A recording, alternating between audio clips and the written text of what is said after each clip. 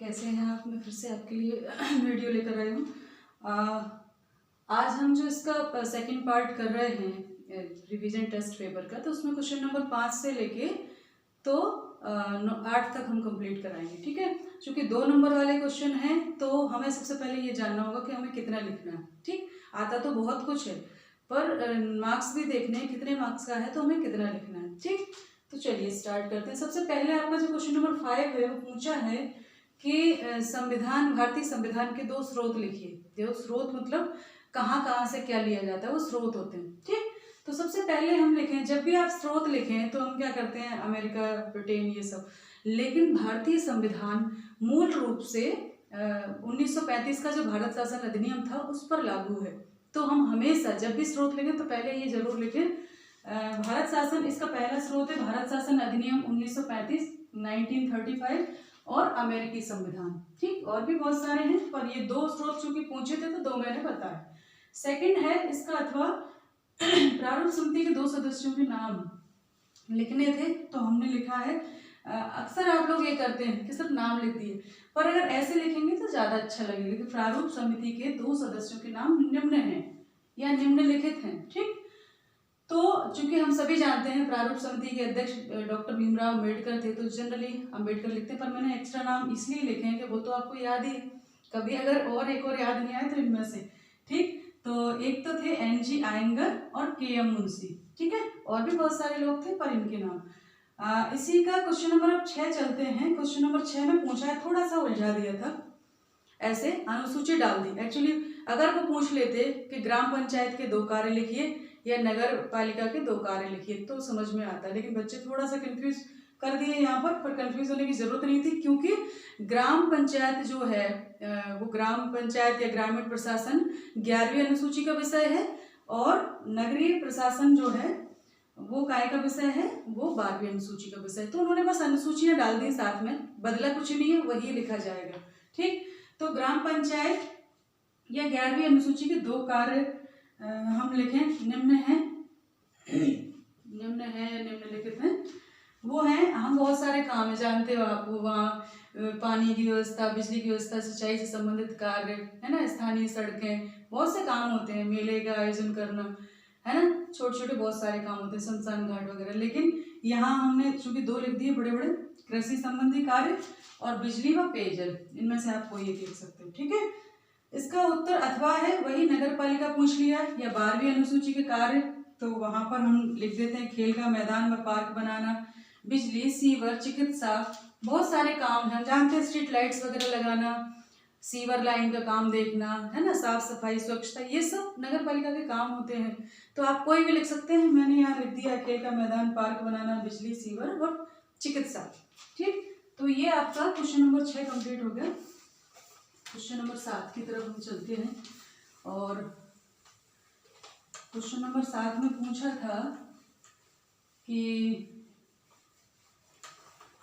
शक्ति, उसके संघ के बारे में पूछा है ना, संघीय शासन के बारे में। और संघीय शासन, जब भी आप क्वेश्चन देखें तो पहले क्वेश्चन को गौर से पढ़ें कि पूछ क्या रहे हैं। तो प्रश्न नंबर 7 है, क्वेश्चन नंबर 7 का आंसर इन्होंने पूछा है, प्रश्न में नहीं लिखती हूँ, आंसर सीधे सीधे, संघ शासन की मूल विशेषता क्या है।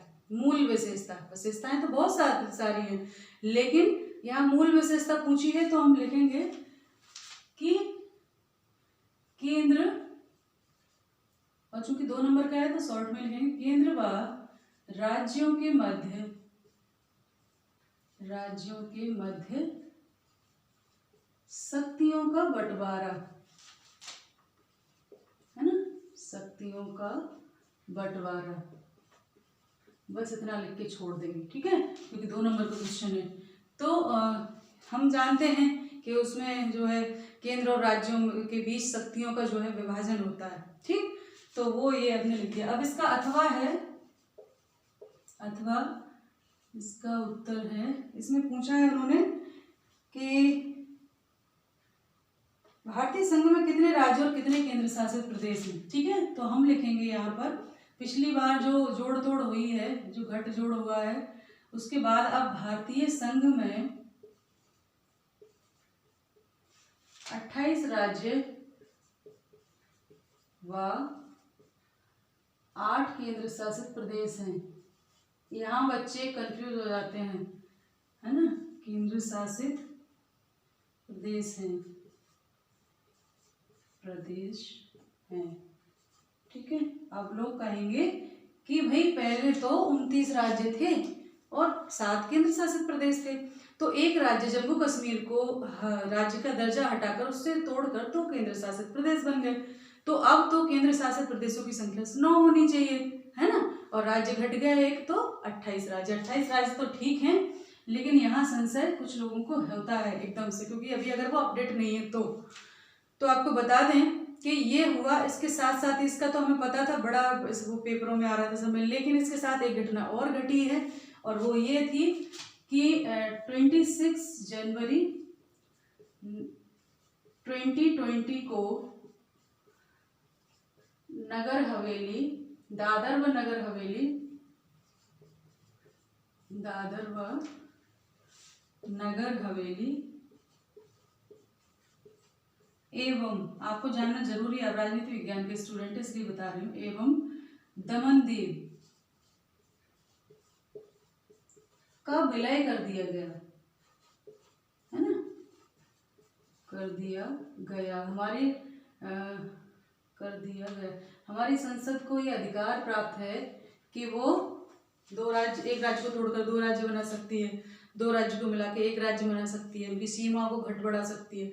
उसी क्रम में हालांकि 2019 में ही इसका दिसंबर में इसका पास कर दिया था प्रस्ताव, पर जो कार्य रूप अंतिम रूप से दिए गए 26 जनवरी 2020 को दादर व नगर हवेली और दमन दीव का विलय कर दिया। तो अब हमारे राज्यों की संख्या जो उत्तर आता है वो है 28 राज्य व 8 केंद्र शासित प्रदेश। तो आपको तो इतना ही लिखना है, पर ये मैंने इसलिए बता दिया कि कंफ्यूजन भी दूर हो जाएगा और आपको पता भी होना चाहिए, ठीक है। अब है क्वेश्चन नंबर 8 का आंसर।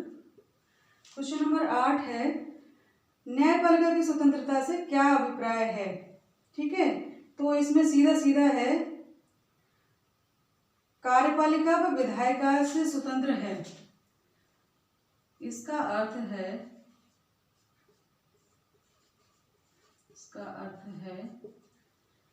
शासन के 2 अन्य अंग, कार्यपालिका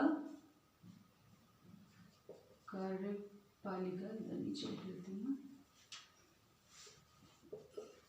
कार्यपालिका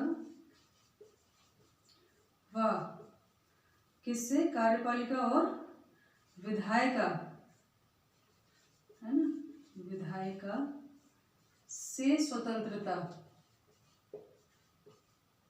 है ना, स्वतंत्रता, यानी ये दोनों इसके काम में हस्तक्षेप नहीं करेंगे, ठीक है। और इसमें एक शब्द और जोड़ दें कि संसद या कोई भी न्यायपालिका के निर्णयों की सार्वजनिक आलोचना नहीं कर सकते। नहीं, संसद न्यायपालिका ने जो निर्णय ले लिया सो ले लिया, सार्वजनिक रूप से कोई भी उसकी निंदा, यानी पब्लिक प्लेस पर कोई भी पब्लिकली उसकी निर्णय की निंदा नहीं कर सकते। और उनके बहुत सारी चीज़ें हैं, उनके वेतन भत्ते से अलग से दिए जाते हैं, है ना, तो उसमें ये लोग कटौती नहीं कर सकते। ये बहुत सारी चीज़ें हैं स्वतंत्रता की, पर मेन तो है कि जो शासन के अंग हैं, कार्यपालिका, विधायिका और न्यायपालिका, तो तीनों में विधायिका और कार्यपालिका का तो इंटरकनेक्ट है ना, क्योंकि उसी से बनते हैं। लेकिन जो न्यायपालिका है वो बिल्कुल अलग है, दोनों ही उसमें हस्तक्षेप नहीं कर सकते, ठीक। तो ये हो गई इसकी स्वतंत्रता। इसका अथवा है, और अथवा वाला जो क्वेश्चन है उसका उत्तर लिखे हमने यहाँ पर। अथवा में पूछा है कि कानून का शासन क्या है, समझाइए। तो छोटा सा चूंकि लिखना है तो हम उसमें लिखेंगे कानून सर्वोपरि और सभी पर समान रूप से लागू, सिर्फ इतना लिख देंगे। इसका अर्थ है कानून की सर्वोपरिता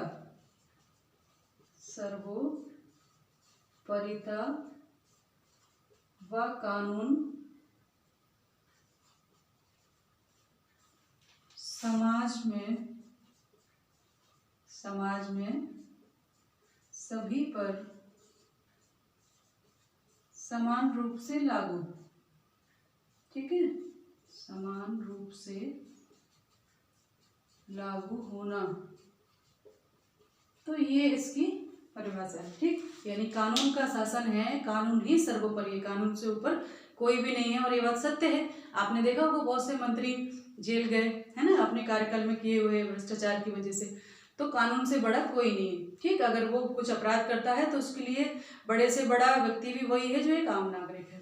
तो इस वीडियो में इतना ही। अगले वीडियो में हम फिर मिलेंगे। आपके जो 3 नंबर वाले क्वेश्चन हैं उनको सॉल्व कराएंगे।